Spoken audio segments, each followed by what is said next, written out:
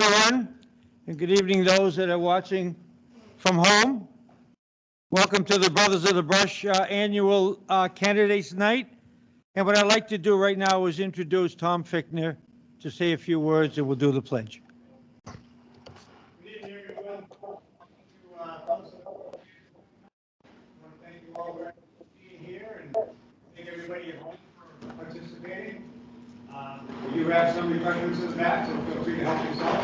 Coffee, tea, or gas for you. I just wanted to take a minute to also thank the Brothers of the Brush for helping out, volunteers, especially Dan Byer, getting all the audio and video together. Speaking of. The mic is working. I'm not sure if it's working. Turn it on. This out? Yeah, we got power. Yes, no, maybe. Yeah, so the mics are mostly for remote. There's not going to be a lot of PA in the room. Okay. But they are working. Anyway, welcome, and I wanted to take a second first to start off by closing our eyes and say the pledge of allegiance. I pledge allegiance to the flag of the United States of America and to the republic for which it stands, one nation, under God, indivisible, with liberty and justice for all. With that, I'm going to turn it over to our MC for the evening, Mr. Dick Ferrucci. Oh, thank you. Danny, we're on, right? Yep. We're going to call the candidates according to the annual town election official ballot. So the first candidate that comes up here is for 1 year for moderator. I think we all know him, Thomas Maroli. Thomas? Where do you want me to? Thomas, you run the town meeting, we'll run this. Tom, we have you. Okay. We want you right up here. Next to the mayor. Sounds good. Hello, everyone. My name's Tom I didn't Morelli. ask you to do anything yet. Where's my gavel? No. My name's Tom Morelli. I'm running for the 1 year seat for town moderator. I believe this is would be my third term. It's been a great time being town moderator. I love town meeting. There are a few things where you see so many people get together in a room and have heated debate and discussion, and back and forth, and then at the end of the night, are best friends again. It's also one of the most democratic forms of government in the world. There are a few places where you can show up. Everybody that's a voter can show up. Everybody that's a voter can write the laws. Everybody that's a voter can literally decide the future of this local government we have. But there's constant ways to make improvement, and I've been focusing on that a bit. This past year, we've introduced electronic voting, which I think has made things a lot more smooth. We're trying to be consistent with having the town warrant run-throughs before the town meeting to make sure things are clear on exactly what people are voting for ahead of town meeting. And I'm always open to feedback on what we can do to improve things, because this is your town. This is how your town runs. This is how your government runs. And I'd love to hear what will make you more likely to A, show up to town meeting, B, make town meeting a better process for you. I understand that sometimes it's daunting to ask people to sit in a room for several hours and go through a 38 article warrant. But anything that you feel can be done to improve it, please reach out anytime. My email is tmerolli@mendonma.gov, tmerolli@mendonma.gov. I want to hear from you and do what we can to make town meeting a better process going forward, always. Thank you, Tommy. Tommy, let me ask you a question before we get into some questions that the brothers put together. Why is it a 1 year term? That's a good question. I don't have an answer for that. Oh, okay. It's just what it is. It's what I signed up for. So Has it always been 1 year? as long as I've been paying attention. Well, I think you better stop paying attention. I guess so. So, Tommy, these are for some of the brothers that couldn't make it tonight. Mhm. One of the questions was, what would you say is your primary goal when moderating? My primary goal when moderating is to ensure there's a lively, orderly discussion where everybody who has an idea has the opportunity to bring it to the table. You know, we don't want these things to drag on 8 hours, but at the same time, we want everybody to feel like they're able to contribute to the discussion and that their concerns are heard. Good. And you know, that's kind of a threading a needle sometimes, but I think here in Mendon, we're all very respectful of each other and we all do a good job of listening. So Good. props to you. Good. Another brother asked, what do you enjoy the most when moderating? I enjoy being able to needle the chair of the select board no, I'm just joking. Gee, I wonder why. No, my chair of the select board's my dad. I have fun razzing him when I'm up there. But seriously, though, I'd say the thing I do enjoy the most is really being able to bring this process to life. Because I think, you know, I'm kind of a nerd. Did my horse win? You know, I think I'm kind of a nerd in that sense. I really want to emphasize, you know, this is one of the most democratic forms of government in the world, and democracy can be chaotic, but it can also be, you know, it can also show that when people come together, they're capable of, you know, running themselves and governing themselves, and that's what America is based on. And I think that this process, when done right, shows it at its purest form. Thank you. Thank you. The last one, Bud. What has been your biggest challenge when moderating? Say my biggest challenge is, you know, there's a lot of arcane rules and sort of, you know, regulations and you know, Robert's Rules of Order, and sometimes figuring out exactly what needs 2/3 vote, what needs 4/5 vote, what, you know, there's some things that need a 4/5 vote, some things just need a simple majority.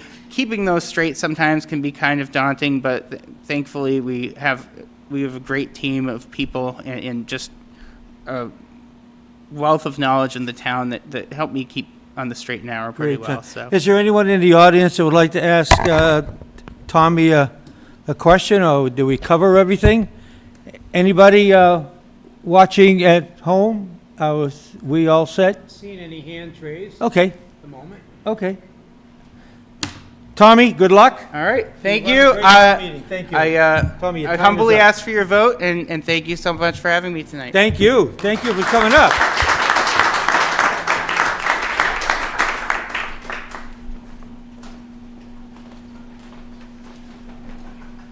Tommy, I just want to share with you, thank you for those electronic devices to vote on. I want to share with you, and I don't know if the police chief has anything to do with this, but there is a gentleman in the audience that took his home. I don't want to say his name, but he has a yellow shirt on. I said it over 3 times, you know. Yeah, but he does, you know.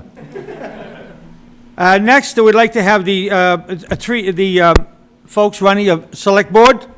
We're going to vote for 2 this year. Michael got it. Mike, come on up for re-election. Kurt and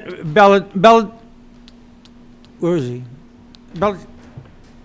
Ballantine and Jason Kuta. Jason?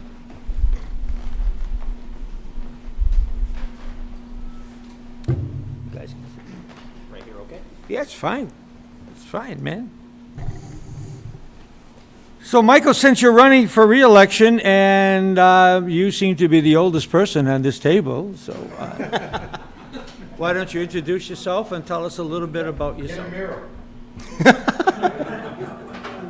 Thank you. Mike Goddard, I live over in Wood Drive, been a Mendon resident for 26 years with my wife and 3 daughters. All my girls have gone through the Mendon school system, some to BVT, some through NIPMUC, and gone on to college, so very proud of that. I've been involved in town government for a while. This is my second stint on the select board. My first was started in 2010 through 2015.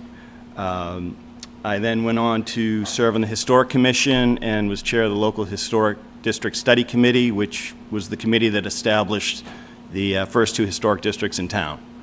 But I'm back to the select board, partly because I think this is really a unique time for Mendon. There's a slew of recommendations and opportunities that are coming forward for the town, possible changes, opportunities in terms of town structure, things of that nature, and I feel that my experience, both professionally, which is 35 years in financial services, data analytics, and management, I feel I can help assess and execute the implementation of these recommendations that are coming from the master plan, a state study we initiated on this board, looking at town financial operations, as well as the Collins Center study that's underway, looking at our highway department and possible public works opportunities for the town. Thank you, Michael. Kurt, tell us about yourself. And Hi guys, my name is Kurt Bellafontaine. I'm on Thornton Street in Mendon. I look young, and that's because I am. I'm 18, so I'm very, like a lot of people say, I'm ambitious, and that's what I think, a lot of people need, or myself at least needs. I'm running for 2 reasons. The first reason is I think it's a good idea to always have some fresh mind on any sort of government, whether that's the select board or the planning board, anything like that. And the second reason is because I'd like to get into state government at some point. Many representatives, senators, however you call it, they started at the town level. Select board is, while it is the highest form of government in the town, it's also a good place to start if you want to kind of jump right into that. I want to keep Mendon to an extent small. I don't want to push businesses out, but I want to make sure that we can keep the rural nature of the town and don't go kind of taking away some of the beauty that we have here. And like I said, for me, it's really about ambition. Things don't get done without ambition, and that's what I'm here for. thank you so much, Kurt. Jason, tell us a little bit about yourself. Sure. I'm Jason Cooter. I have been a Mendon resident for 9 years. I grew up in Western New York. My college background is in environmental biology. I did that for a little while after school, and then I taught middle school and high school for a handful of years, and then I moved out here to Massachusetts, and I've been working for the MathWorks for the last 20 years. And my current background at MathWorks is in information technology. I'm an architect, and my specialization right now, my architecture field, is teamwork and collaboration.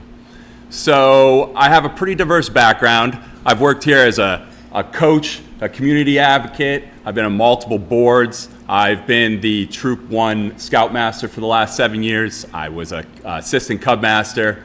I have been in every parade as far back as I can remember here in town. I've been an active member of the community because, like you, I live here and my family lives here, and we attend the schools here and we participate in the programs like sports and the community cleanups and the library and all the good stuff we have going on in this town. So I really do feel like I have a perspective that is unique to the board right now, 1 foot in childhood and 1 foot in adulthood, both for my family and for myself. This last 9 years, and Mendon has really made me grow up, has turned me into the adult and the husband and the man and the father that I am today. And unlike other members of this community, I have to get out there and learn people's names and their identities and their reasons for being and why they're here. I didn't grow up around that, so it takes a little bit of extra effort to go out and find out how people feel about their community that they might have grown up in, or to feel how people are, living in this community now. We're a little split. We have this agricultural 50% and this maybe bedroom community 50%. And so that's why I think our town meetings are lively, but I think that's a good thing. And I think the dichotomy and the balance there is a good thing, and I want to support that. And so I think that using my experience, I'll be able to come here and sit on this board and make the rational decisions that the town needs to move forward and to modernize. Excellent. So what I'm going to do, guys, is we've got a couple of questions for some brothers that could make it, and I'm going to ask you to kindly limit your response to about 2 minutes.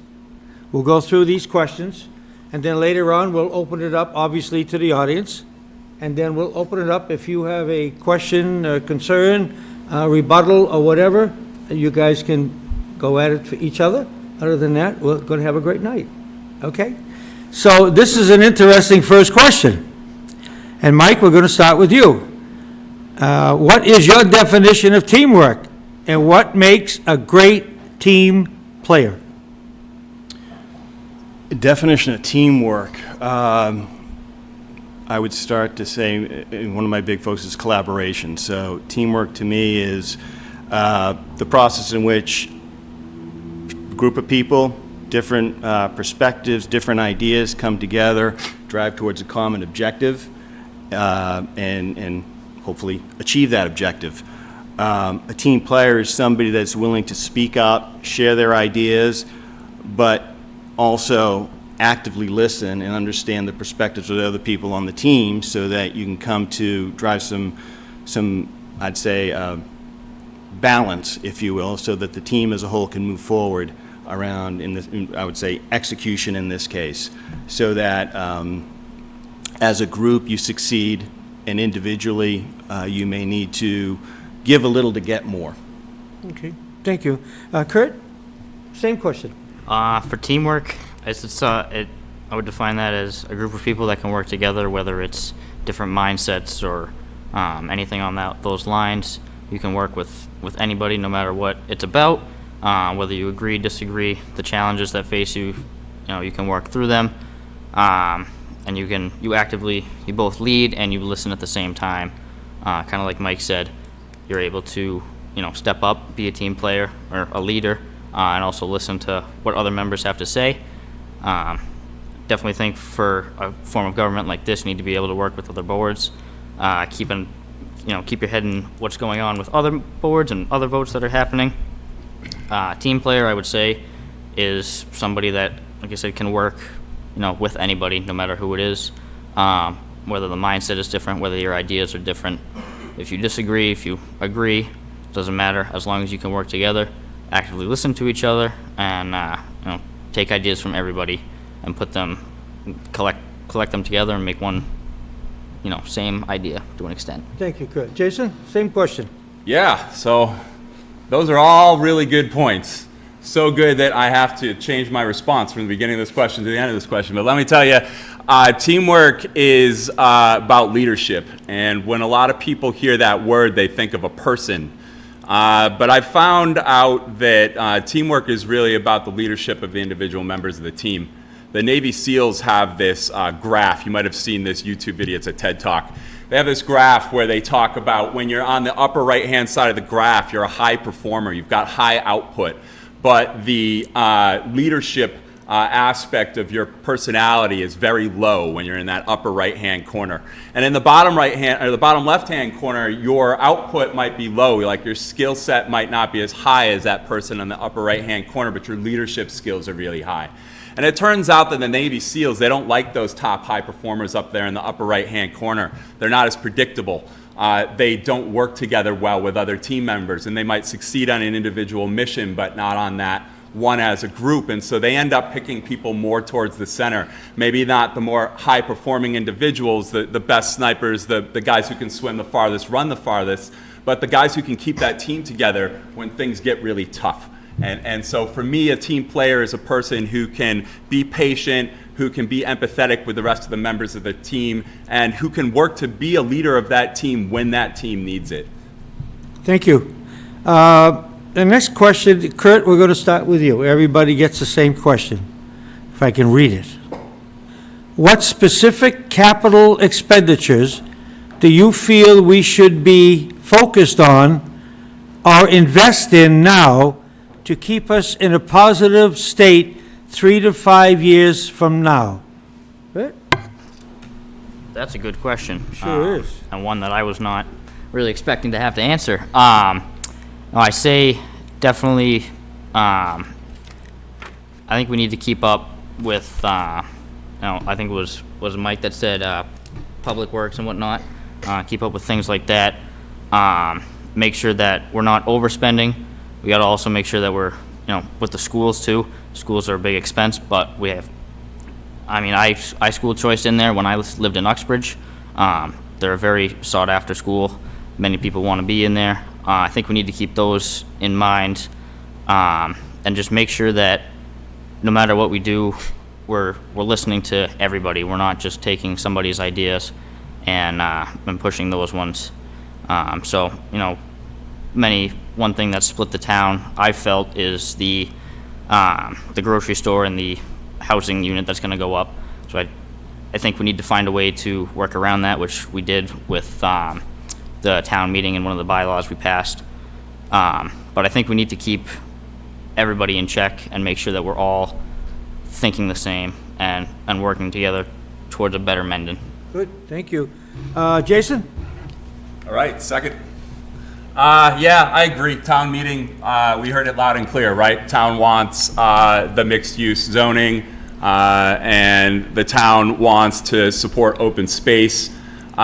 So we saw that. We heard both sides. We saw that the town wants the majority to keep this ag and to also, though, support business. So we have a business corridor along 16. We have a business corridor along 140. I think one of the best things this town can do to stay Mendon, to stay the little town of Mendon, is to continue to enhance our zoning laws and to focus on our business corridors so that we can keep the open space, keep the ag in the core of the town, and prevent that growth inward that we're all sort of fearing.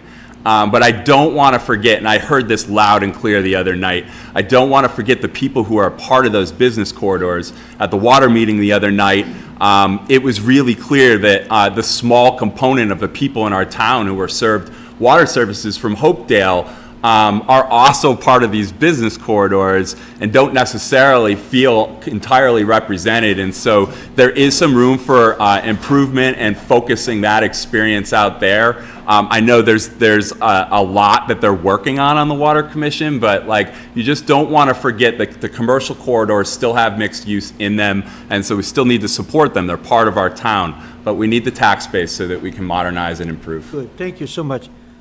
Michael?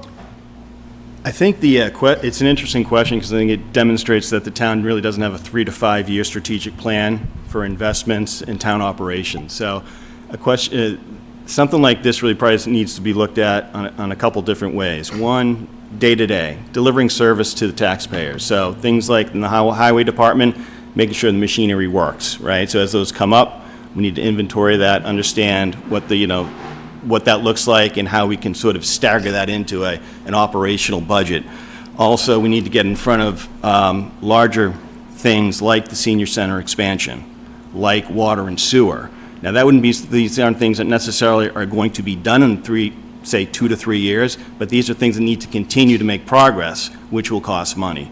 And the last thing I'd say are larger term debt obligations. We know that BVT and MURSD will be coming back to the town looking for probably some significant spend on building. And I think building maintenance within the town itself is also critical. So I think there's a lot of unknown there, but I think if we can sit down and lay that out, I think we can set up a process where we see our day-to-day equipment, if you will, is on a regular schedule so that we're not falling short as we do with ambulance and some of the public safety cruisers, things like that. We can be prepared for when the schools come to us looking for an investment in capital, et cetera. So I think we need a plan, and I think it's a combination of those things. It's not short-term or long-term. It's a combination of both because we've got to be able to walk and chew gum at the same time. Good. Thank you, Michael. We're going to start with Jason on this question. Give me a minute to go through this. Our current town administrator, Kim Newman, will be leaving her position soon after the primary election. Serving Mendon for 9 years. As a select board member that will be working closely with our new town administrator, what will you be looking for in selecting a new town administrator? Jason? Yeah, that's a challenging question. I appreciate it. Yeah, this is a big time of change. I've been on hiring and firing groups over my career. Back to the teamwork question, it's really what it's about. Like, how are you going to get this person to come and help lead the town? You know, we can look back on the last town administrator and we can say that over 9 years, regardless of what your personal feelings were about her tenure here, a lot of improvements were made, and we really are set up for a really nice upcoming set of years here with this new person. I hope that we're able to obtain a person that would stick around and prove their loyalty for us over that course of that 9 years. So I would be looking to find somebody who really believes in the mission of our town and really believes what the people here want to accomplish kind of socially and mesh up with that. I don't think are cookie cutter. I find Mendon to be, unique and special place. I think most people here do. We need somebody who will support our unique and special place. We need someone who's going to sit down and show some leadership, and we need somebody who's going to sit down and work with us. But that leadership and working with us, it really needs that us is not just the select board. That's the entire town administrative staff. And that is all the people that work kind of for the town extensively as a third, as an extension of the town staff, people in other departments. And I would hope that this person would come on board and maybe go out there and hear what everybody has to say, take that in, and really believe in our town. I really think that's what we're looking for, somebody who believes. Thank you for your comments. Michael? So, I was on the board when, that brought Kim on, 9 years ago. Thought it was a really great hire. And what I'll be looking for if I have the opportunity is very similar to what Jason said. I think the town administrator is somewhat of the face of definitely the Board of Selectmen, but the town as a whole. This person needs to be able to listen, be responsive, engage not only the operations and the committees, but the residents. So I think, I agree with Jason, there's a lot of good input out there. This person needs to be able to take it in, distill it, but also come to the table based on their individual experience to understand what are the challenges for a small town like Mendon with certain financial pressures to move forward against some of these recommendations and ideas that people have. I think technically the select board does not have the expertise to drive some of those things. The board should set policy, set direction, but this individual that's going to fill the administrator role needs to be that hands-on person that can execute. And I think, I don't think the word was used, but I think collaboration is going to be so key, right? Not amongst this person's directs, extended boards and committees, and the residents of Mendon, so that people know what's going on, when it's going on. So from my perspective, I want transparency, communication, and collaboration out of the person that fills this seat. Good. Kurt?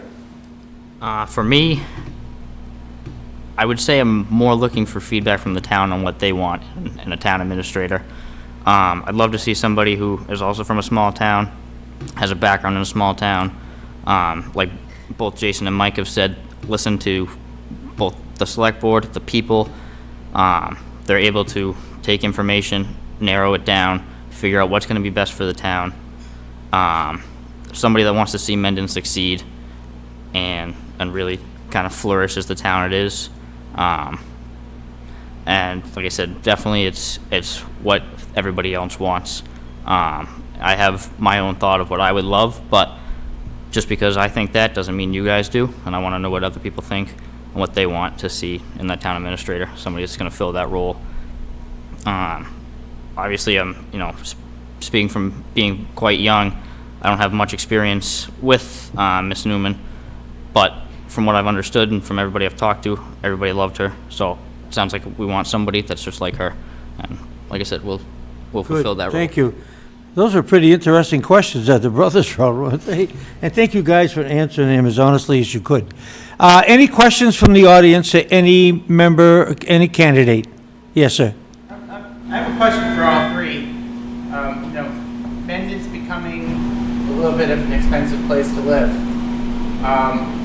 What do you think you could do as a member of the select board to encourage both affordable housing and keeping things affordable for current residents? Who would like to go first? I can take that. Okay, we'll just go right down the line. Yeah, it's really expensive here. We live here, right? We all wait till Thursday to fill up our gas tank. We all try to do the best we can with what we got. But unfortunately, what we have is the majority of the town is residential, and so in order to raise money, we have to raise our taxes. So what we need to do is, I said it before, we need to encourage more business, but we need to encourage the right type of business for Mendon. I think that the problem we have often with encouraging business is we're going to get something we might not want, and we have some of those things that we might not want in town right now because we're unable to kind of see eye to eye or come to a conclusion that would give something, that was more appealing to Mendon. So instead of spending time responding to what's happening in town, we really need to spend some more time planning and looking at the plans, honestly, that we already have in place. I know that the town plan is going to finish soon. And if we could get a strategy and mission statement and that 3 to 5 year plan going, we really might be able to make an impact on things like taxes. We certainly can't stop filling in the roads and stop paying for schools, so none of that's going to happen. No one will want to live here, and then we'll run out of tax money again. So the only other choices we have really are to focus on bringing business into town. And so since we don't really want a lot of business into town, we really have to think about what types of business, and that goes right back to the plan. So people have contributed to that over the years. The select board's been talking about it. Many committees have been talking about it. We just need to keep bringing it to the table, keep trying to enhance it, keep Kurt? moving it forward. Well, that's, I talked with a former select board member about this, about the tax rate being the same for both commercial and residential properties, looking at possibly raising it for commercial properties, and I was given a chart and determined that that's really not a feasible option based on the number of businesses that are in Mendon, and to see any sort of change to the residential tax bill, the commercial increase would have to be drastic, which would most likely push businesses out of Mendon, something I don't want to see. I try and support as many businesses around here as I can. I don't want to see them go. Affordable housing, I think, is a great plan. We need to do it right.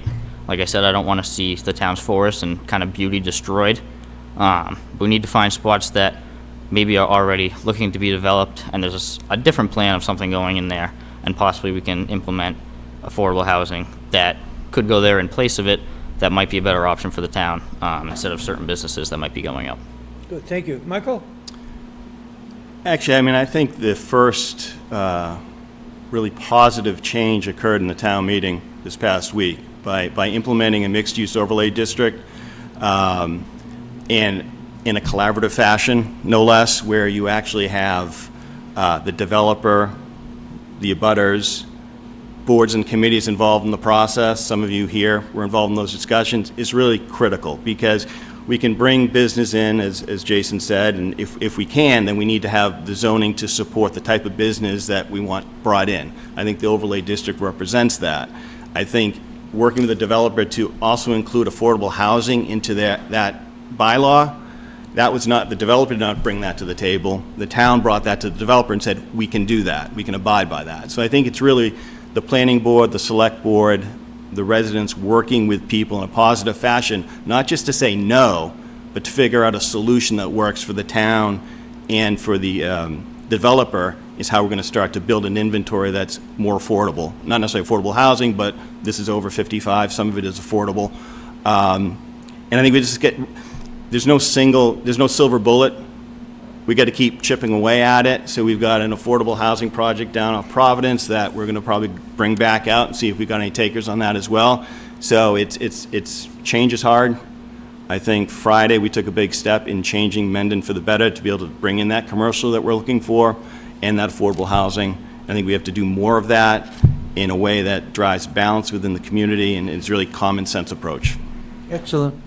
Any other questions? Yes. Let's keep them short. John? I'd like all three selectmen to give me their thoughts on the open space project. It seems like we always buy open space, we're taking it off the tax rolls, we're using taxpayers' money to buy the open space. And how much open space does the town really need, and do we use? We have all this land sitting around, nobody uses it, really. Michael, you go first. Sure. Then we'll go right down. I think we talked about this Friday night as well. So we just made a recent purchase, and I think it's an interesting question. Taking it off the tax rolls, where we have financial pressures, may not make the most sense, but once again, the development of that land in terms of single-family houses may not be the best solution to address our financial pressures, because we increase it, there's a cost to the services associated. This really drives the sort of the dichotomy, I think, that Jason mentioned in Mendon. Some people really value open space and driving contiguous open space for hiking trails, passive recreation, et cetera, is very important to a section of the community. Other folks, you know, we had a clear dichotomy Friday where people said, we need more taxes to support our town. I'm not sure if there's an answer to how much is the right amount. I think each purchase needs to look at individually. I think the town administrator for this particular piece in a select board meeting about a week ago made the point of doing proper due diligence and bringing all the information to the town. Right spot. Right. That'd be right spot. Yeah, so I think there's no, I don't have an answer what number of acres is right. I do think we have to look at each piece individually and understand, is it a good use? Does it make sense? Is there a better alternative at the time? But we need the time to be able to make that assessment and present the town with the facts. Good. Kurt? I agree with Mike there. There's not really a set number, I don't believe. Definitely need to, work on it individually, figure out what's going to be best for the town, where we purchase that land, what's on that land already. If we're buying land that's just, full of trees and is a very, has a bunch of hiking paths on it, we don't really want to build into that. But if we're purchasing an open field that nobody has been on in the past 10 years, that's a different thing. That's possibly a good spot to see some sort of affordable housing, whether it's individual homes, condos. There is an expense to that, but it's a matter of how much, what the tax revenue would be to that, and how much we could actually put there. And I definitely, I see what you're saying with taking taxpayer money and buying that land and just sitting on it. I'd definitely like to see something done with it sooner, within a reasonable timeline, and something that's actually going to help the town. Jason, a short response? Yeah, I got a short response. Yeah, we should do something with a lot of the land that's sitting around. I did come here for the open space though, and I love the passive recreation here. I mean, my wife and I are out in the woods all the time. But as a coach who has coached in parking lots, farm fields, behind Subway, I have literally been in some of the most ridiculous places coaching my teams over the last 10 years because we don't have passive recreation space. We just don't have enough. And the town's growing. We got more kids. The rec programs are growing. And so we made this great step last Friday. And one of the recommendations was to put a field in there. Yeah, let's follow up. Let's put a field in there. Good deal. There was, Dick, just one more point on the open space. I just want to remind people too that we're a green community, we're part of the CPC, so much of the funding we use to purchase open space is actually coming to community preservation. Not that there's not a surcharge, but a lot of it is state matching funds, and generally we have a matching grant from the state on top of the CPC funds we use. So just want to make sure people understand the sourcing of a lot of the money that we use to buy that land. we had one more hand up? Yes. So it's kind of a two-part question with open space and the taxes. Clearly, the people in this town want the open space. We currently have close to 8% of our total acreage in town is open space. So if the people want the open space, we don't have, like Kurt said, we don't have that different residential business tax. Something's gonna have to be done in order to, keep this town going. Because the open space is great. You wanna build a field or whatever it may be, the field isn't free. That money is gonna be coming out of our town, and in order to do that, the tax money has to come from somewhere. So it has to be a separate tax rate. It has to be, from what I've experienced in the past 4 years living here, people in the town don't necessarily want that business. We're starting to turn that around, but if they don't want the business, then there's something that has to be done with the current business and tax rates that are here. So that's basically a comment from you, a statement. Do you have a question? yeah, so I'm Okay. trying to find out how would that get balanced out? You know, what would be your plan to balance that out in the next, 3 years? You all don't have to answer that, but if somebody wants to tackle it, anybody? Jason? Woo, okay, you said Jason, I'll take it. That's a hard one, right? These boards have been doing that for quite some time. There's a couple of things to talk about, though. The board can't just change the tax rate. That does take some effort. That would have to come to the town.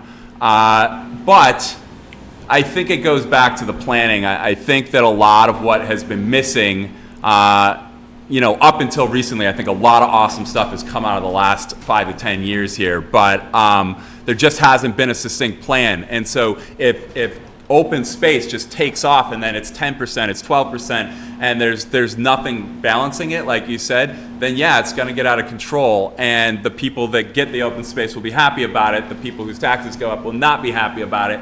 That's all true. The balance is being open and transparent and clear. And then I'll just throw in this last thing.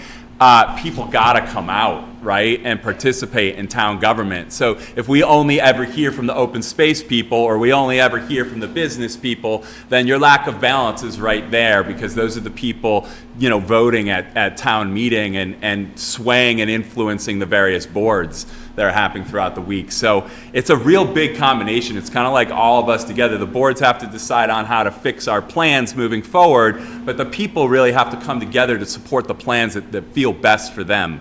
You coming here, right? That's how we make those changes. You saying what you think. That's how we make those changes, but we need more than just you, right? Every seat here is not filled today. Good. So, Kurt, do you want to comment on that? I'll say, to make that balance, I think I would need to do some more research personally on what would be beneficial, what would, not hurt the open space, not hurt the business. I agree with you that something has to be done if we're going to have this much open space. Be willing to, question that. Is there something we can do with that open space while keeping it open and you're able to use it? Is there something we can do to kind of earn some sort of money back on that? I know that's kind of a bizarre statement, but that's one way I think we could look at that. Having a field open to, like sports tournaments or whatnot, having that be some sort of fundraising money, things like that. Just have to look at it more in depth before giving you a very distinct answer. But that's kind of what I would look at. Good. Michael?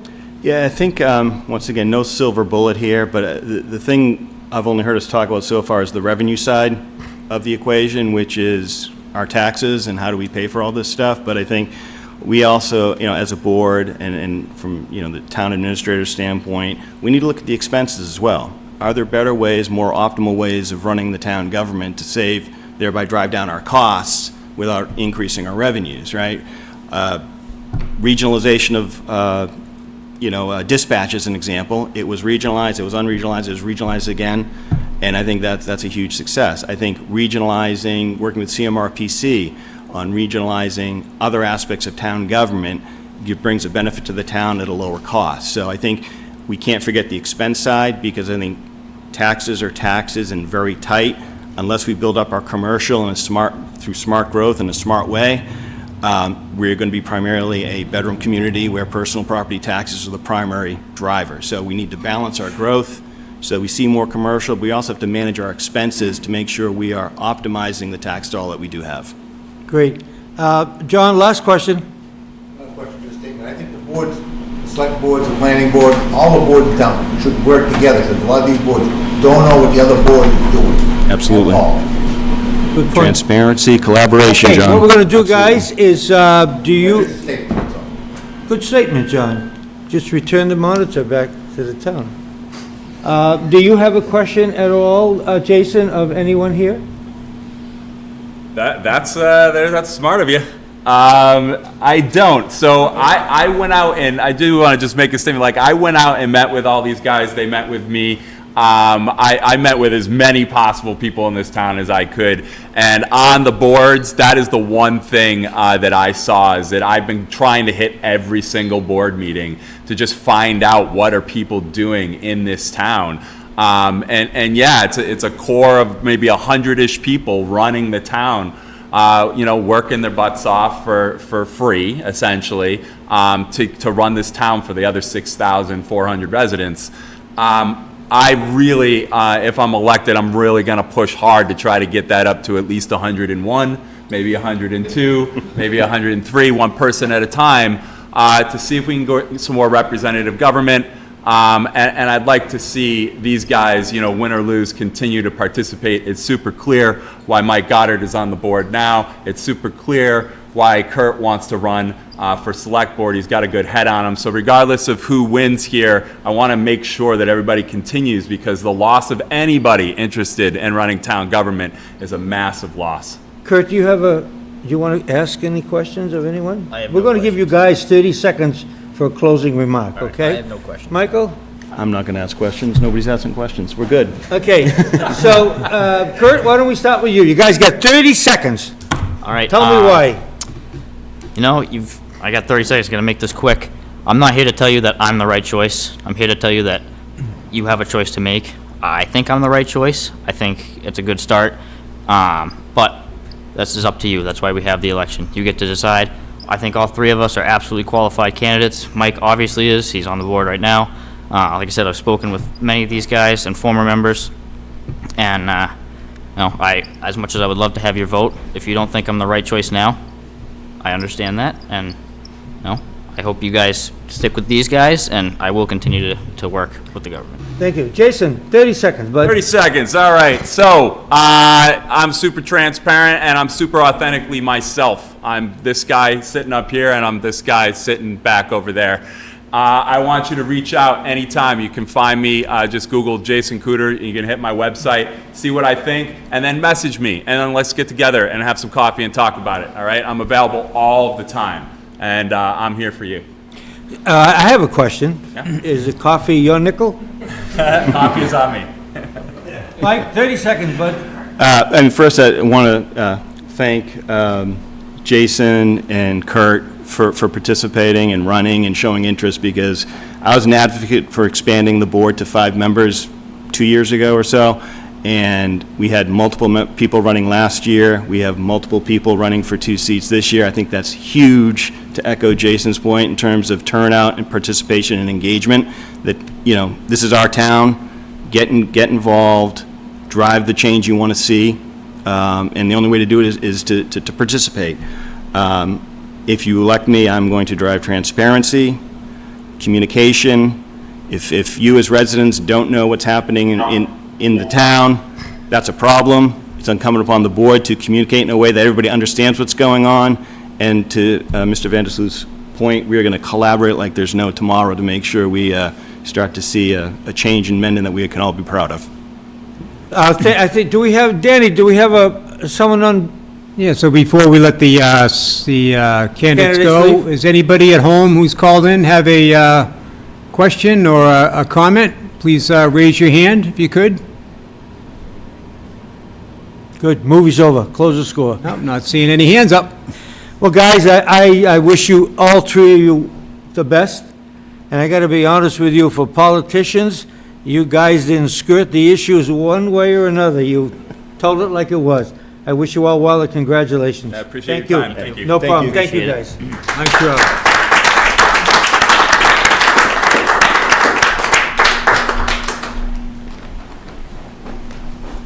Next up is Board of Assessors for 3 years. Susan Edmonds. Susan, Hello, how are you? doing fine. We got some questions for you. Oh, do we? No. Well, one of the people up there is the board chair right now, Ken O'Brien, so Yeah, but we don't have to recognize him. Huh? I know you don't. Go ahead, Susan. Tell us about yourself. Well, I am Sue Edmonds. I've been living here, everybody's telling when they lived in town. I've been here since 2010. I live across the street in one of those 4 condos. And I've been on the board, this will be my 3rd term. And I ran again because I'm one of those 100 people that helps out people in the government. And the reason I wanted to run is because we've got a very good board right now. Every year, you have to reelect somebody, and right now, it's myself, Kevin Rudden, and Ken O'Brien. And what we basically do is that we look at the data that is being produced within the town, how much money there is for taxes, what kind of personal property or real estate property, and we take that money and that data, and we say, this is how much you can spend each year in the beginning of the levy. And from there, everybody takes in all that information, and then from there, we decide the tax rate. And we're the ones that decide, we do property cards, and it takes your little property and tells, what the evaluation was at a certain time, what is it now, and what was paid for in the last time, and it's all up on the website. So you can go and look, and I can look at my place and say, all right, the last time it was evaluated, it was X amount of money, but how much can I get for it now? And then they will look at that and the evaluation, and then they will reevaluate the property so that we all get a fair cash value for the property that we own, either public, private, or commercial. Great. Susan, one of the brothers is asking you, what benefits do you believe the assessor's office provides to our municipality and to our residents? Well, we're the ones that listen and see what's going on in the real estate market or what people are doing in the area. We're the ones that take all the data and say, okay, we have something called new growth every year. And we look at the building permits. We see if people are building in the last 3 or 4 years. During the pandemic, a lot of people were staying home and they improved their property. So we would look at that and see how much that would raise their property. And then we would add whatever new businesses that were coming in, taxes. And what happens there is that we decide beyond what you normally get, it's new growth, and we would add that money to the levy. And from there, it would tell us how much more we'd have to worry about. Does anyone have any questions of Susan from the audience? Anybody? Anybody listening at home have any questions for our candidate? Please raise your hand. When you reevaluate, how many years is it between? It's supposed to be 5 years, but with the pandemic, it's been sort of chaotic, so we're starting again now. And what is happening there is that we're sending out letters, and everybody's going to, well, why do you have to get into my house? But what we want to do is, for a fair cash value, we want to see what's changed since the last time you're evaluated. You may have added an extra sink, you may have added flooring, and every town has its own version of good, bad, and not so good. So what it does is that when you sell your place, they'll say, well, it was rated good, this is where you should start of your real estate values. Anybody else? Susan, thank you, and thank you for your service to the town of Mendon. I like being one of the 100.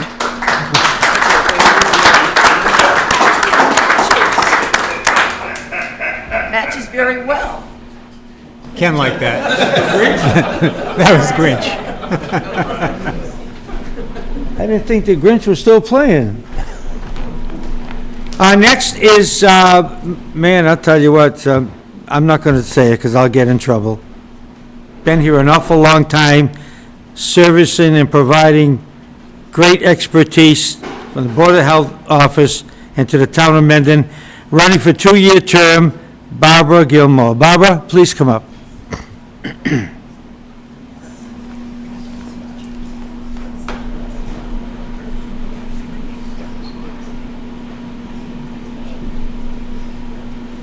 For some of our new folks, would you tell us a little bit about yourself? Well, I'll tell you that I've been misnamed.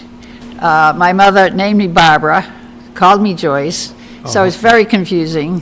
So I go by Joyce by and large, but on the ticket, it's Barbara Joyce, but I'm really Joyce. That's for starters. That's starters, right? Yeah, I've been here for a while. I love the town. It's everything that I wanted it to be from the beginning. You know, my kids were raised here, my grandkids are being raised here, and my great-grandkids, so crazy as that is, are being raised here. So That's great. I did work on the Board of Health for quite a few years. I think it was 14 years, and you know, it was a crazy ride. Did a lot of things and loved every minute of it. You know, taught CPR and to the police and to the firemen, and did restaurant inspections, did school strep throat program, and So, as you heard me say earlier, some of the brothers wrote questions for okay. me to answer. And I am not going to divulge the members, Okay. but I am going to ask you this question that he wrote. Okay. Who was your favorite Board of Health member? In the past, you mean? Oh, I have no idea what this gentleman's referring to. Probably the present, you know what I mean? Like, No pressure, no Yes. no pressure. pressure to your left? Quite honestly, I try not to have favorites. Yes. Good answer. I told you. Great you'd be on- answer. I told you you'd be on the list. So Joyce, here's a question from another brother. What would you say is the most important function of the Board of Health in the town of Mendon? Well, I think the Board of Health is sort of involved in a lot of different areas. One of the things that when I was listening to the Select Board talking about, you know, building and that sort of thing, well, we're more or less in charge of how the building goes. And what people don't really realize in this town, there's a lot of glacial till, there's a lot of rock, there's a lot of stuff that the reason that it does have so much open space is because historically it really wasn't buildable, and it was perfect for open space. And because we're all basically all sewer and water, it's really the septic systems that are precluded when you have a situation in a lot of the areas that we do. You know, it's not suitable for that. So, Do we have any questions of Joyce from the audience? Anybody?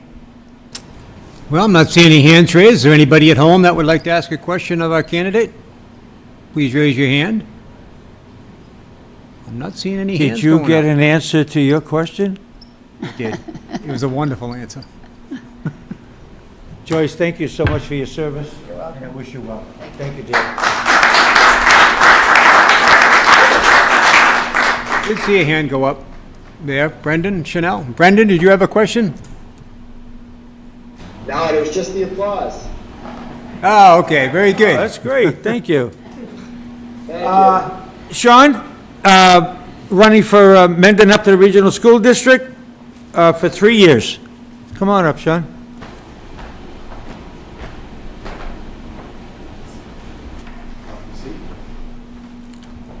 I saw Mendon Upton School Committee and brings back old memories of sitting in Richard Childs' chair for 2 years, 70 and 71. I was chair. Oh, wow. No, don't say, oh, wow. That's, 1971, is that what you said? yeah, no, 1871, all right? That makes more sense. No, seriously. So this is going to be a comedy show, so what are you doing up here? So Sean, tell us a little I bit. sincerely apologize. Oh, don't worry, I'll write your name down. And I just found out where you live. Tell us a little bit about yourself. Okay, so if I could, I'd like to just talk a little bit about what the conditions with the school are currently. I hope it spurs some questions, because I really do want to hear some of the questions from the community. This past week, the school budget passed, and I really sincerely want to thank the community for passing the school budget this year. It was made much easier because we had a lot of collaboration from the town government in both towns, and Thank you to the Select Board for participating in the Budget Committee meetings, all of the work that we did to work out the different facets of the budget. The school actually reduced their initial ask quite a bit to accommodate the town and the problems the town was having at allocating budget. But that type of thing, we want to collaborate, we dramatically need to collaborate with the town and cooperate with them very much. So we want to be thought of as part of the town, especially the three school committee members that represent Mendon, myself, Carrie Lawrence, and Eric Brown. So anytime when we think about types of budget situations where there's a town versus the school or one department versus another, that's upsetting to us because we're trying to be part of how the town functions and how the town prioritizes and allocates their resources. So a couple of things. Every year we complete a financial audit with the state for the school district, okay, every single year. But this year is kind of special because the state asked us to do a 10-year district accountability or comprehensive accountability review. So that took a few months. We passed with flying colors. We actually have a lot of recommendations for the future, and we're going to share those very quickly after we have the results tabulated. There's also a strategic planning process that's going on with the school district right now. It's been happening for a few months. We've had a lot of representation from the students, from the community, from the teachers, from the parents. That again is turning some very lucrative and promising things that we're going to improve on. Just very briefly, trying to get our graduates, get a better face on our graduates, so we're helping to sell our graduates effectively to the next role that they'll take on. And a lot of this is realizing the personal message inside of each student, that they can form that message and talk about themselves and really decide who they are and where they want to go. That's something that we've discovered is very important to the evolution of our students, and we're going to take that on. Again, we talk about more involvement from the community and everything. That's a very important thing as well. And I think you'll find some strategic initiatives around measuring the progress of our students on an individual basis, not to record secret information about every student. That's not the purpose. The purpose is to understand on a day-to-day basis how the teaching community collaborates to achieve the best for every student. So that's been a very big strategic focus over the past year, and we're starting to see the fruits of that right now, and that'll be part of our strategic plan. One very big highlight that's happened over the past month, April 13th it happened actually, Governor Healy designated Nipmuc and the MRSD as an Innovation Pathways school. There's one of 27 schools in the state, we're very honored to take on this responsibility, and our innovation pathway is going to be around information technology. So you'll see us putting together community engagement projects around computer science, data sciences, and trying to get our students collaborating around that and learning new, brand new skills and that they can take into the market, of course. There's also a substantial amount of grants coming in above what we were doing even 2 years ago, before COVID. We have a lot of grants being written right now. I think 5 just came in within the past couple of weeks. So we're establishing a very big track record for applying to grants and receiving those grants. It's really, the pressure is on us really to put up the staff to apply the money to the activities, because we don't have the staff to run them all the time. But that's a very important thing. Very important to bring up for this. You've heard it echoed within the discussion between the select board members. We really desperately need in Mendon and with the school district a 5-year plan, a fiscal plan. There's a lot of information that we know, requirements that we know are going to be within the school. You heard Mike talk about the need for infrastructure changes within the school. That's absolutely a priority. If you have an environment that is leaking from above, the roof is leaking, you can't very well teach your kids. So there's a lot of problems that we have within the current infrastructure and just the facilities that we have in the school district we need to improve. We have to figure out when we're going to do that, how we're going to do it, what the phase-in approach is going to be, and we need that collaboration with the town, not just the select board, but everyone within the town. Also, the facilities are part of it, but there's also engagement, further engagement with our representatives at the state. We just had the meeting on Beacon Hill this week, where we talked to our representatives directly in their offices and asked them about initiatives that could be funded. So one initiative that we brought up was the ability to have key card access for heightened security at the schools. Other ones are being able to get more vocational positions than just BVT or Norfolk Aggie or some of the other folk tech schools, and try to reduce the cost for supporting that education. There's another few initiatives that have come in.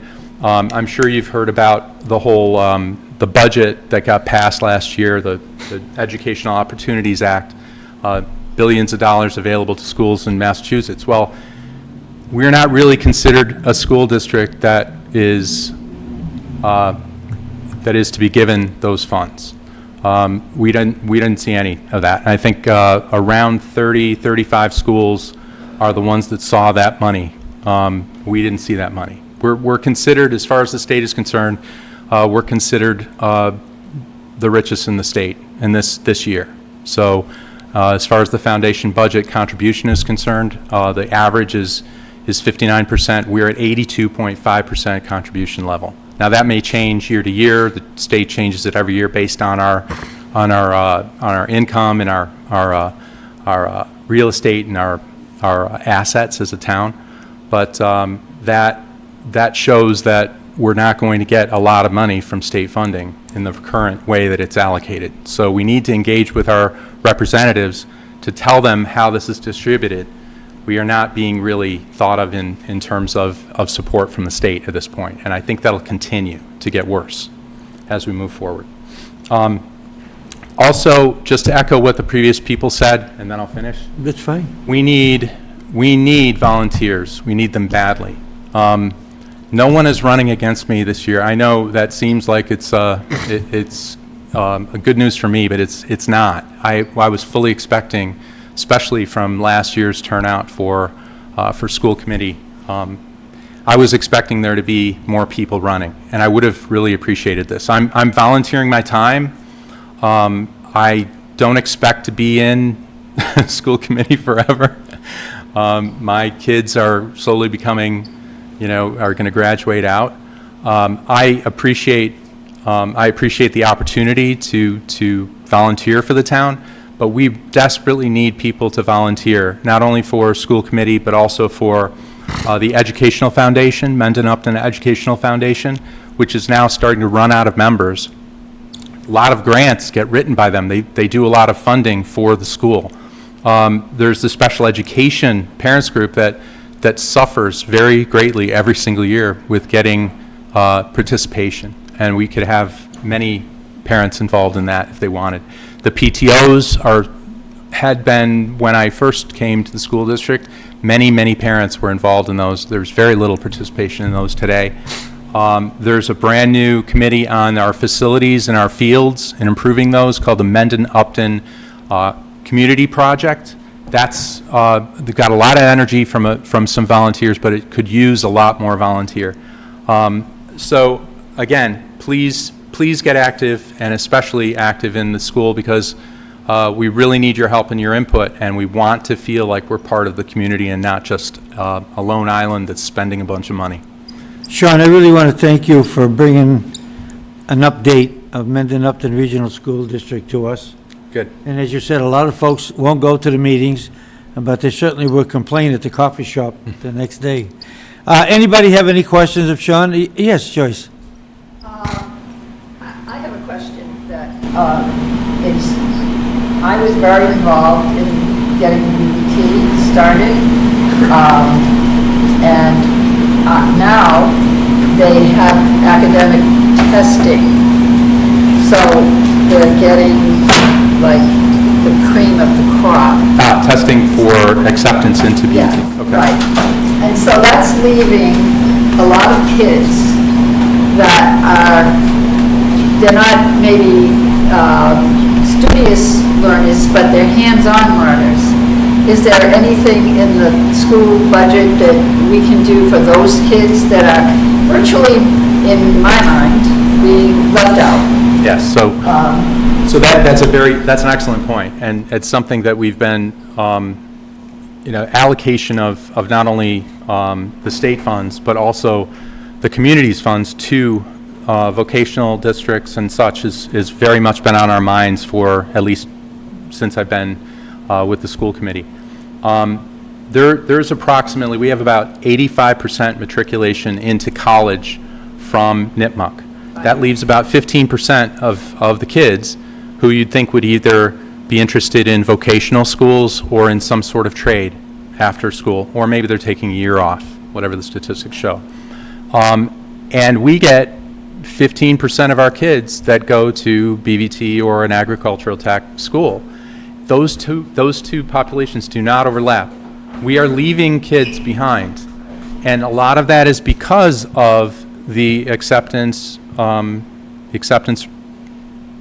whatever the criteria, the process, whatever it is. Right. Sometimes it's simple as absences that affect that kind of criteria. We don't think that's very good. And when you look at the MCAS test scores out of BVT, which are top notch, they're all getting 100 percentile. Right. You look at the all of the things that go on relative to the increased amount of funding that they get per student and the fact that the community has to send the money to them. We think we should do better. Also, there's special education rates are rock bottom at BVT. We have to pay for that, right? As a community, the public school deals with that. I shouldn't call BVT as a public school, but Nipmuc has to deal with that.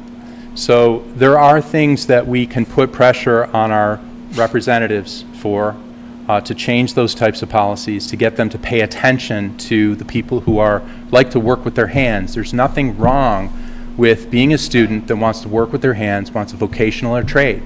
We should support those, and we should have a process that we can equitably transfer the education resources to those people. Good question. Thank you. Anybody else?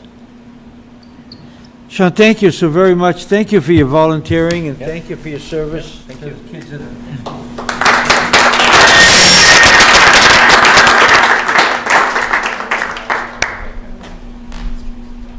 Dan Byer, do you really wish to come up here? Come on up.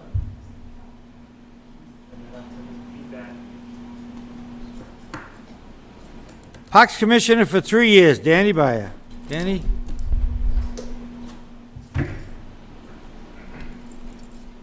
Go for it, kid. So I'm a lifelong resident of Mendon. I believe this will be my 4th term on the Parks Commission, which is a little crazy, I just realized.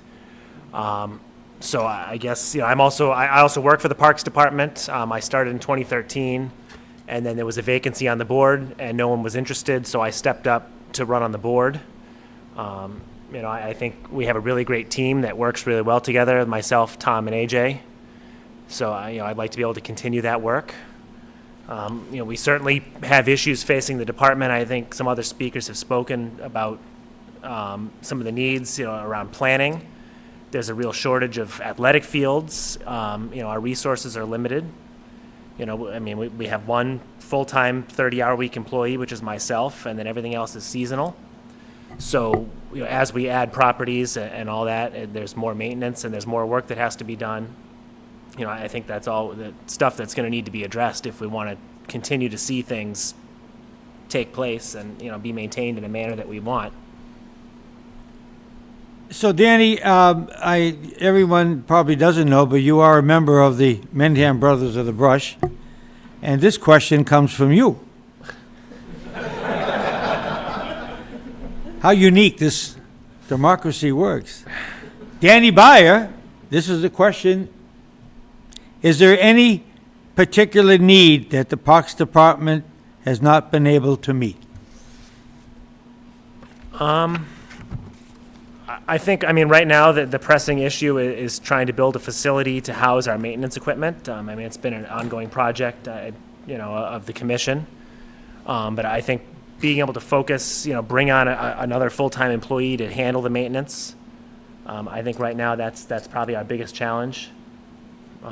Try and transition from things being seasonal to things really needing to be a department of the town, not just a couple months in the summer. I know just when the beach opens, and of course the work you guys are doing down there is fantastic. Has anybody been down there to see the new wall? And it's just beautiful. Great, yeah. And I've never seen the parks, the memorial field that busy, which is great. Great tribute to the kids and those Yeah, adults that go up there. We're very fortunate. We have a number of nonprofit leagues that do pretty much the lion's share of the work. They maintain the infields, and they good run all job. these programs. Well, Danny, keep up the good work, and thank you for dropping off that load of mulch the other day. I really do appreciate it. Do you have any, we're off now, right? Is there any idea when the guys are coming by to spread it? Yeah, right. Oh, I'm sorry. That's something we'll talk about later. Yeah. I'm only kidding you. Good luck, Danny. Thank I you would just for like to add, nobody remotely, I would just like to add, and probably everyone here would probably agree that Dan Byer is probably the hardest working individual that we have in the town of Mendon. Parks Department is only one of the elements that he takes care of, so I just want to give But he extra kudos decorates, to him. he decorates the park for the holidays. That's right. Decorates Founder's Park for the holidays. That's right. Decoration, so- Thank you, Danny. Thank you, Dan. Danny, if you need extra money for the parks, just see the town moderator. He gets 100. He can he can bounce it back. Planning Board, 5 years, Jason Kraus. Jason?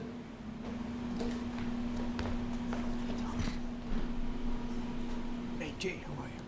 Nice to meet you. How are you, Jason? Good. Jay Good. Cross, nice to meet you. Nice to meet you. Tell us a little bit about yourself, and we'll go from there. All right, sounds good. Thank you. So my name's Jason Kraus. I live on 17 Washington Street. I'm a Milford native. If you know anything about people from Milford, we don't usually leave Milford. We don't go too far. I managed to make it 5 miles or so to Mendon. My wife and I decided to move here about 20 years ago. We lived on Megan Court, which is the old airport, as it's known in Mendon. And just recently, about 3 years ago, we moved to Washington Street. 17. And shortly after that, I got a chance to meet one of my neighbors and an inspiration, Joyce Gilmore. Aside from that, we have 2 boys. They're teenage boys. We're a hockey family, a sports family, baseball, so we're constantly traveling to sporting events, games, tournaments, all that stuff. Outside of that, we enjoy our time outdoors. They're both plumbing students at BVT, and a little bit about myself. So, well, thank you for that. A couple of questions. I'm going to try to read these. What role do you think the planning board has in realizing the town's master plan? Well, I think obviously it's instrumental.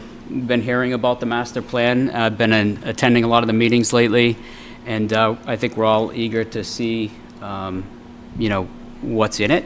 I think it's hard to guide a project or a development or an opportunity on a parcel of land without really knowing what the people want. And that's a big component of the master plan, is the survey to the people to understand what types of businesses and recreational activities that they want in town. And with that, you can help shape the town. Good. Anyone have any questions of Jason? Anybody up? No, I'm not seeing any hands up. Anybody that has called in remotely? Anybody have a question for Jay? Please raise your hand. I'm not So seeing any Brian's hands. sleeping, or is he all right, or what? It's getting late. He's getting late. Jason, thank you, and I wish you well. Thank you. And thank you for stepping up. I would like to say, Dick, was a comment that came through on the chat. It was actually for Sean, so I thought I'd read that for you, Sean. It was from Gabrielle Porciello.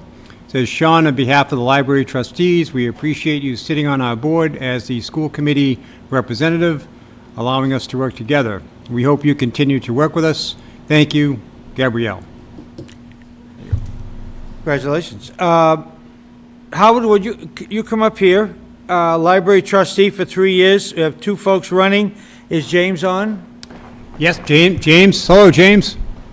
Hey, how are you? Great. Good, thank you. So I'm going to, James, I'm going to begin with you. Just give us a couple of minutes of who you are and what you want to do and why you're running. Awesome, thanks so much. Well, I apologize I cannot be there in person. I'm actually working on closing out my career in the Coast Guard Reserves. I'm down here in Washington, D.C. But James Thatch, my wife and I moved to the town in 2009, and our little girl is Alexis and playing lacrosse and enjoying school at the Clough School. But one of the big things I really wanted to do and help support within the town is the library. We often look at that as a resource and a spot to connect and to learn and to grow, but I think there's a lot more that we could even expand to use that space for and to help the community grow in different ways. And then the last thing that I just want to add on is a lot of the folks who have spoken today have talked about a lot of different C's, and I'm going to use this term, the cooperation, communication, coordination, and collaboration. Ironically, those are the 4 C's that what's called the National VOAD, or Voluntary Organizations Active in Disaster, use every time they respond to a disaster. So it's kind of funny that our little small town and small politics also can be used at such a broad level with those basic tenets. So thanks for this opportunity. I'll pass it back over to you. Thank you so much. Howard, tell us a little bit about yourself and why you want to run for the seat. So, my name is Howard Phipps. I'm a lifelong resident of Mendon. I come from a family that's served town Mendon for at least 45 years. And I'm running for a seat mainly to help the library grow and get an opportunity helping the town. Good. I'm going to ask again. I'm going to start with you, Howard. What is your view on the role of a library trustee? My view of library trustees mainly to, like I said, help the library grow, and then to get people involved with reading and Good.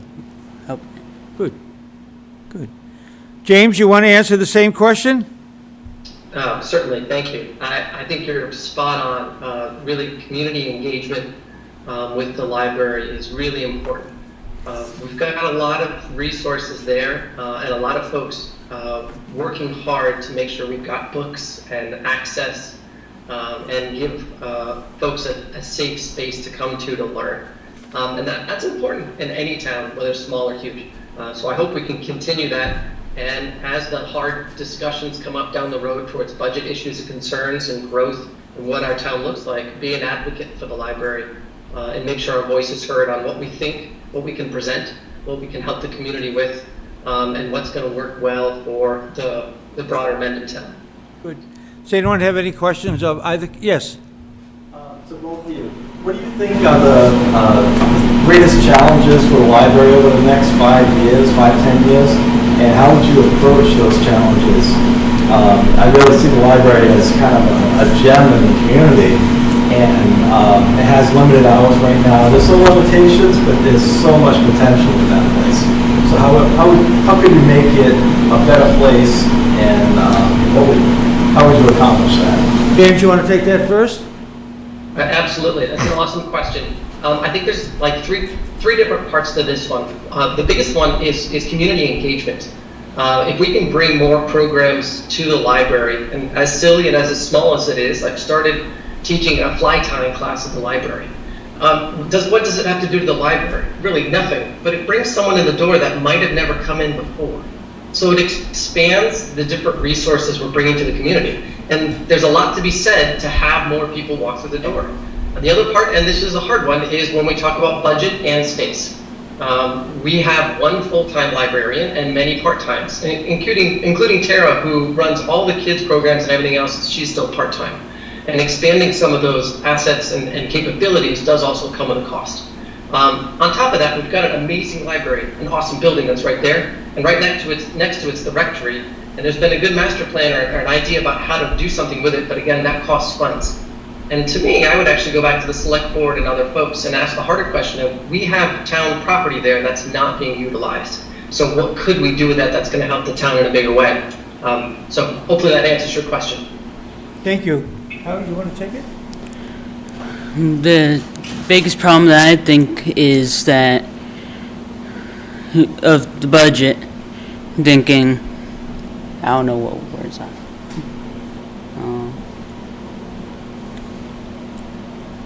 So you think to make the library better and moving forward, you're going to need more money? Yes. And new programs? More money, new programs, and... But the programs that are there are decent, they're good. Yes. Right, you agree with that? And make more full-time staff. Oh, okay, excellent. You are going to ask you this, James, I'm just going to ask, do you feel that the library is serving the town of Mendon residents the way a library should? For the most part, yes. Okay. You'll make some changes, maybe? Small ones. Okay, excellent. Anyone else have any questions of either candidate? I do have a question. Back in 58, I took a book out from here. So if either one of you are elected, can you just wipe that off the book? We'll double it. You'll double it. Oh, yeah. Oh, you too. Thank you, guys. Any other questions? Anything else you guys? Unread. Yeah, I couldn't read. Anything else you want to say, James? I'll give you 10 seconds. Honestly, thank you so much for this opportunity and allowing me to be able to do it remotely. I do apologize for not being there. But the cool part, I retired from the Coast Guard on September 1st, so I don't have to deal with this stuff anymore. That's great. Congratulations. Howard, you want to say anything else? You want to close with anything? That's everything. Everybody consider voting you for that day? Hopefully. Good. That's great. Congratulations to everyone. Thank you. Thank you. And I would like to mention, just want to mention for the candidates, for James and Howard, Gabrielle had sent a chat across. The trustees would like to invite both of you to attend their board meeting this week on Thursday evening at 6 p.m. So she put that out there. They also have a virtual option as well. Excellent. Thank you very much. Thank you. I think the biggest thing that we all need to emphasize is obviously we can make a change May 16th. That's the only time we have to vote and to voice our opinion. May 16th is the day. And to all the candidates that came forward, even to those that are unopposed, I thank you for bringing the informative message that you have on the boards that you represent. Because a lot of times we don't go to these meetings and it's the coffee shop talk. But I thought the message from the school and Joyce and everyone else, I thank you for that. I thank you for your vision of the town of Mendon. And I'd be remiss if I didn't say to two brothers who, for whatever reason, decided they withdrew, and that would be Lonnie Tenio, and thank you for your service on the Board of Selectmen, and obviously to Jimmy Quirk for his service on the Planning Board, both past brothers. So thank you, guys. Good luck. God bless America, and we'll see you later.